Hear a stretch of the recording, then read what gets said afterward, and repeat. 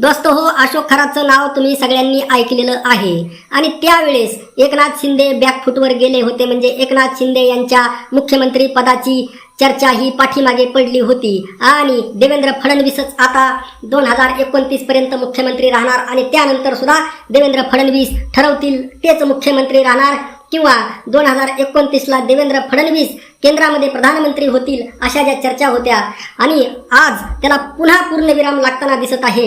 अशोक खरातच्या प्रकरणाच्या अगोदर मुख्यमंत्री एकनाथ शिंदे यांची जोरदार चर्चा सुरू होती की एकनाथ शिंदे मुख्यमंत्री बनणार.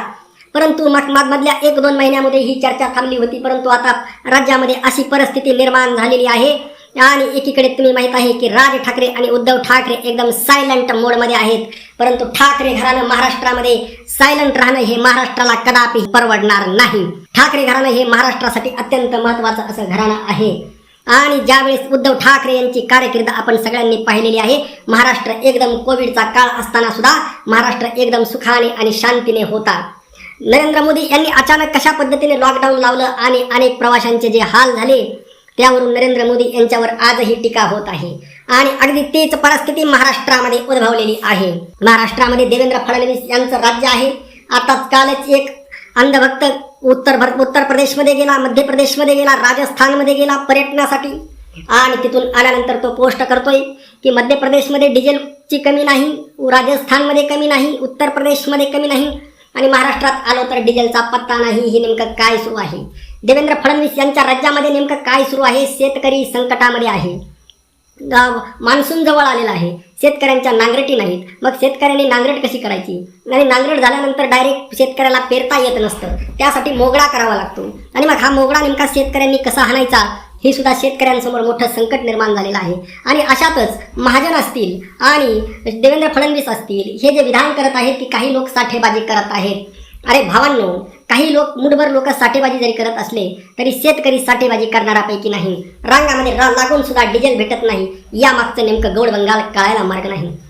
राज्यामध्ये अशामुळे एक असंतोष निर्माण झालेला आहे आणि तिकडंच आदरणीय मनोजदादा जरांगे पाटील उपोषणाला बसणार आहेत. म्हणजे एकतर एकनाथ शिंदे आणि यांनी गुणरत्न सदावर्ते यांनी जाहीर करून टाकलेलं आहे की आता मनोज जरांगे पाटील हे एकनाथ शिंदे यांचे माणूस आहेत. आता यांनी एकदा ठरवणं गरजेचं आहे की मनोजदादा जरांगे पाटील नेमके माणूस कोणाचे आहेत. अगोदर म्हणायचे की मनोज जरांगे पाटील शरद पवार यांचा माणूस हाय. मग आता शरद पवारावरून मधल्या काळात तर काही जण म्हणायचे की देवेंद्र फडणवीस यांचीच मनोज जरांगे पाटील यांना साथ आहे. आता मधल्या काळामध्ये काय म्हणायचे, उद्धव ठाकरेच एकनाथ शिंदेच्या पाठीमागे आहेत आणि परत आता एकदा एकनाथ शिंदेची चर्चा अगोदर सुद्धा झाली होती. आता एकनाथ शिंदे खरंच मनोज जरांगे पाटील यांच्या पाठीमागे आहेत का अशी सुद्धा आता चर्चा आहे. आणि देवेंद्र फडणवीस यांचे खास स्पेशल माणूस गुणरत्न सदावर्ते यांनी सुद्धा हे जाहीर केलेलं आहे. खरं तर देवाभाऊ हे अत्यंत चांगल्या पद्धतीने काम करत आहेत, याबद्दल शंका नाही. आपला हिंदू धर्म जागवण्याचं ते काम करत आहेत, हिंदू धर्म रक्षणाचं काम देवेंद्र फडणवीस करत आहेत. परंतु एक गोष्ट लक्षात घेणं गरजेचं आहे की जनता मात्र त्यांच्यावर नाराज आहे, हे नाकारून चालणार नाही आणि याची दखल खुद्द देवेंद्र फडणवीस यांनी घेणं गरजेचं आहे. खरं तर सगळ्यात पहिल्यांदा 2014ला तुम्हाला माहिती आहे देवेंद्र फडणवीस मुख्यमंत्री झाले. पूर्ण 5 वर्षे मुख्यमंत्री राहिले. या 5 वर्षामध्ये देवेंद्र फडणवीस यांच्यासाठी 2 नावं अडचणीचे ठरत होते. पहिलं होतं एकनाथ खडसे, त्यांनी या पत्ता कट करून टाकला आणि दुसऱ्या 5 वर्षे पंकजाताई मुंडे यांच्या नावाची चर्चा राहिली. परंतु नंतर पंकजाताई मुंडे पडल्यानंतर परत मित्रांनो काय परिस्थिती झाली तुम्हाला सगळ्यांना माहीत आहे. आणि आज जी परिस्थिती आहे की भारतीय जनता पार्टीमध्ये तिकडं विनोद तावडे तिकडं गेले केंद्रामध्ये. म्हणजे आज चंद्रशेखर बावनकुळे या सगळे सुधीर मुनगंटीवार असतील, सगळ्यांचा पत्ता हळूहळू स्वतःच्या पक्षातील देवेंद्र फडणवीस यांनी कट करून देवेंद्र फडणवीस भारतीय जनता पार्टीचे 1 मॅन शो झालेले आहेत. परंतु आता जर राज्यामध्ये जर सर्वे घेतला, लोकांना जर विचारलं, सर्वसामान्य लोकांना जर विचारलं की तुमच्या मनातील मुख्यमंत्री कोण, जसं पंकजाताई मुंडे यांच्या बाबतीत म्हटलं जायचं की देवेंद्र फडणवीस जरी मुख्यमंत्री असले तरी लोकांच्या मनातील मुख्यमंत्री या आदरणीय पंकजाताई मुंडे याच आहेत. आणि तसं होतं कारण लोकनेते गोपीनाथराव मुंडे साहेब हे लोकनेते होते, जनतेचा त्यांना मोठा पाठिंबा होता, वारसा होता. सगळ्या जाती धर्माला, मराठा, ओबीसी, SC, ST सगळ्या जातींना, मुस्लिमांना सगळ्यांना धरून चालणारं एक लोकनेतृत्व, लोक चळवळीतून उभा राहिलेलं गोपीनाथराव मुंडे होते. आणि त्यांच्या कन्या म्हणून अत्यंत सार्थपणे नेतृत्व करणाऱ्या पंकजाताई मुंडे या महाराष्ट्राने पाहिलेल्या आहेत. परंतु आता त्या सुद्धा मुख्यमंत्री पदाच्या रेसमधून बाहेर आहेत. आणि त्यानंतर काय झालं की तुम्हाला सगळ्यांना माहित आहे 2019ला उद्धव ठाकरे आले आणि उद्धव ठाकरे मुख्यमंत्री अचानक झाले. त्यामागे शरद पवार यांची फार मोठी खिळी होती, ती सगळ्या महाराष्ट्राने पाहिली. आणि पाडता शपथविधी पुन्हा अजितदादा तिकडे त्यांच्या ह्याच्यामध्ये गेले, या कोणासोबत, आपले उद्धव ठाकरे यांच्यासोबत, आणि परत इकडे देवेंद्र फडणवीस यांच्यासोबत सुद्धा आले. परंतु उद्धव ठाकरे यांच्यावर जनता खुश होती. जेवढे काही सर्वे यायचे की एबीपी चॅनल असेल, अजून TV9 असेल, कोणतंही असेल, आज तक असेल, मुंबई तक असेल, या सगळ्या चॅनलचे ज्यावेळेस सर्वे यायचे की लोकांची पसंती कोणाला, तर महाराष्ट्रातील 80% 70% लोकांची पसंती ही उद्धव ठाकरे यांच्या नावाला असायची आणि 2 नंबरला असायचे देवेंद्र फडणवीस. परंतु काय झालं, उद्धव ठाकरे गेले आणि असं वाटलं की आता देवेंद्र फडणवीस शपथ घेणार की काय.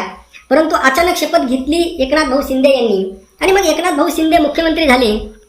आता देवेंद्र फडणवीस यांना असं वाटलं की एकनाथ भाऊ शिंदे आपण म्हणतील तसं ऐकतील, त्यांचं काय ठरलं असेल. परंतु एकनाथ भाऊ शिंदेने एवढं झपाटून काम केलं, फक्त ठाण्यापुरते मर्यादित असणारे एकनाथ शिंदे सगळ्या महाराष्ट्रामध्ये लोकप्रिय झाले आणि एक हिंदुत्वाचा नवीन चेहरा म्हणून त्यांनी स्वतःला प्रेझेंट केलं.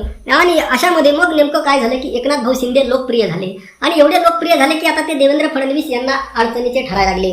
आता देवेंद्र फडणवीस यांना पुन्हा 2024ला मुख्यमंत्री व्हायचं होतं, पण आता पूर्ण पंचायत झाली की एकनाथ शिंदे रुसून बसले की मलाच मुख्यमंत्रीपद पाहिजे. मग नेमकं करायचं काय, कारण त्यावेळेस आता परिस्थिती परत उलटी झाली. ज्यावेळेस सर्वे यायला लागले की लोकांच्या मनातील मुख्यमंत्री कोण, उद्धव ठाकरे 1 नंबरला होते, 2 नंबरला एकनाथ शिंदे होते आणि 3 नंबरला देवेंद्र फडणवीस गेले. म्हणजे जे देवेंद्र फडणवीस 2 नंबरला होते ते 3 नंबरला फेकले गेले आणि एकनाथ शिंदे देवेंद्र फडणवीस यांच्या पुढे गेले. म्हणजे लोकांच्या मनामध्ये जशा अगोदर पंकजाताई मुंडे होत्या तशा आता लोकांच्या मनातले मुख्यमंत्री हे एकनाथ शिंदे झाले. आणि अशा पद्धतीने परत आपण आता इथपर्यंतचा जो प्रवास आहे तो तुम्हाला अलीकडचा सगळा माहीत आहे. आणि परत आतापर्यंत देवेंद्र फडणवीस मुख्यमंत्री जरी झाले तरी सुद्धा लोकांच्या मनामध्ये एकनाथ शिंदे होते, एकनाथ शिंदेचा प्रयत्न चालू होता. अशोक खरात प्रकरणामध्ये त्यांचा फोटो आले, त्यांचे काही मंत्र्याचे फोटो आले, त्या प्रकरणामध्ये काही काळं बेरं आलं आणि त्यामुळे एकनाथ शिंदे थोडे बॅकफुटवर गेले. आणि आता मीडियातून हळूहळू अशोक खरात प्रकरण आता गायब झालेलं आहे, निवळलेलं आहे. त्यामध्ये रुपालीताई चाकणकर असतील किंवा अन्य कोणाचीही आता जास्त फारशी चौकशी न होता ते प्रकरण केवळ अशोक खरात यांच्यापुरतं मर्यादित करण्यात आलेलं आहे. हे आपल्याला महाराष्ट्राला आता कळलेलं आहे.